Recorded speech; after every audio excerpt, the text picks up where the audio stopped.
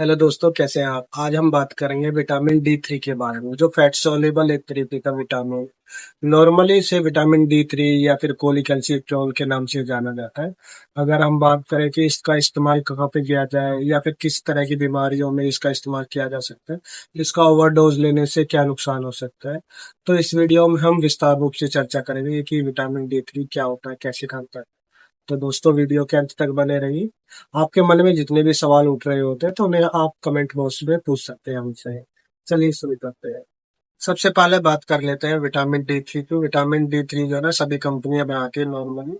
तो आप सिप्ला का जो विटामिन डी थ्री के नाम से आसानी से आपको सब जगह मिल जाएगा, या फिर कैल्सिरोल के नाम से आपको देखने के लिए मिल जाता है, जो कैडिला कंपनी का।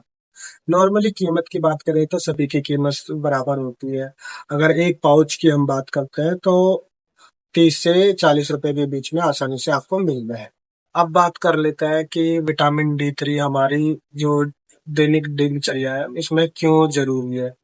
क्योंकि विटामिन डी थ्री को अगर हम देखा जाए तो ये हमारे शरीर के लिए सबसे महत्वपूर्ण जो अंग है, हमारा स्केलेटन सिस्टम, मतलब जो हड्डियों से बना हुआ ढांचा है, उसमें इसका महत्वपूर्ण रोल देखने को मिल सकता है।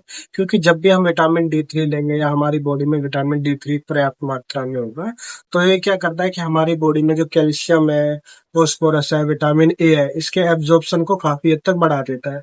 जिससे कि हमारी बॉडी के अंदर जो है ना हड्डियां होती है, उनकी मजबूती बढ़ती है। हमारा जो इम्यून सिस्टम है वो काफी हद तक स्ट्रांग हो जाता है, जिसे हम डिफेंस सिस्टम भी कह सकते हैं। ये क्या करता है कि हमारा जो एंटी माइक्रोबियल सिंथेसिस होती है उसके प्रोसेस को काफी हद तक बढ़ा देता है, जिससे कि हमें बैक्टीरिया, फंगस या फिर जो वायरसेस होते हैं उनसे लड़ने में काफी हद तक मिलती है। अगर हम बात करते हैं कि विटामिन डी थ्री को किन किन बीमारियों में लेना चाहिए या फिर इसकी कमी से कौन सी बीमारियां हो सकती हैं, सबसे पहले बात करते हैं बच्चों की। तो बच्चों में नॉर्मली देखा जाता है कि उनके पैर जो है ना टेढ़े होने लग जाते हैं, उनको खड़े होने में दिक्कत होती है, चलने में दिक्कत हो जाती है। नॉर्मली ये जो ना रिकेट्स एक बीमारी होती है बच्चे में, उसमें देखने को मिलता है। तो उसमें क्या कर सकते हैं आप, बच्चों को विटामिन डी थ्री के जो ड्रॉप्स आते हैं वो डॉक्टर या फिर फार्मासिस्ट की सलाह के अनुसार उसको डोज दे सकते हैं। अगर हम बात करें बड़ों में या अडल्ट डोज के बारे में, या नॉर्मली देखा होगा आपने, ओस्टियोपोरोसिस एक तरह की बीमारी है जिसमें आपकी जो ना हड्डियां काफी हद तक कमजोर हो जाती है, दोबारा से डिफॉर्म होने लग जाती है। या फिर आपने देखा होगा ओस्टोमेलेशिया एक तरह की कंडीशन है जिसमें आपकी हड्डियां बहुत ज्यादा कमजोर, नॉर्मल या फिर नाजुक हो जाती है। आपने देखा होगा कुछ जो मेल्स होते हैं या फीमेल्स होती है, उनको हल्का सा आप हाथ लगाओ तो उनको हड्डियों में काफी दर्द महसूस होता है।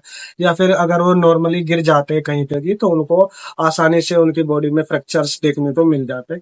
तो ये एक तरीके की बीमारी है जो कि विटामिन डी थ्री के कमी के होने से होती है। तो आप ध्यान रखें कि विटामिन डी का पर्याप्त मात्रा में डोज लेते रहे।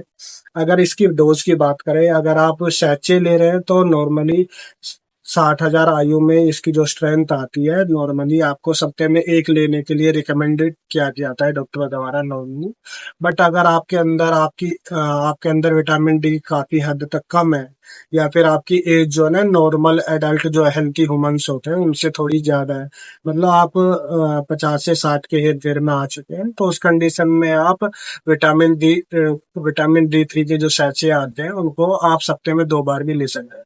पर ध्यान रखें, हमेशा डॉक्टर या फार्मासिस्ट की सलाह के अनुसार ही, क्योंकि वो आपकी बॉडी के पोस्चर, बॉडी के सिम्टम्स को देख के आपको डायग्नोस करते हैं, जिससे कि वो आपको बता सके कि आपको कितनी डोज लेनी चाहिए।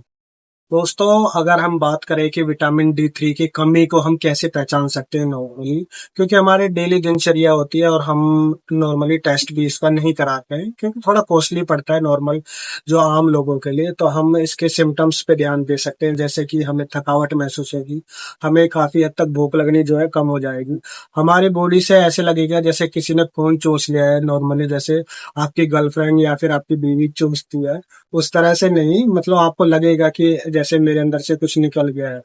या फिर आपके जो ना पैरों में दर्द महसूस हो सकता है, आपको कमर में दर्द होगा काफी हद तक, आपको जो मसल्स में क्रैम्प्स देखने को मिल जाएंगे, आपके जो है नर्व्स में खिंचाव देखने को आसानी से मिल जाए।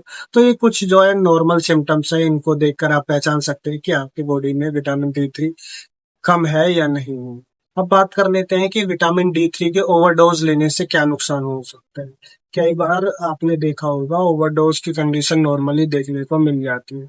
अगर हम प्रेगनेंसी की बात करें तो प्रेगनेंसी के केसेस में विटामिन D3 जो है वो बॉडी में ज्यादा रिक्वायर्ड होता है, क्योंकि प्रेगनेंसी में आपका जो बेबी होता है उसे भी विटामिन D3 चाहिए होता है, कैल्शियम चाहिए होता है, जो कि विटामिन D3 के एब्जॉर्प्शन से ही बच्चे को और उसकी मदर को मिलता है।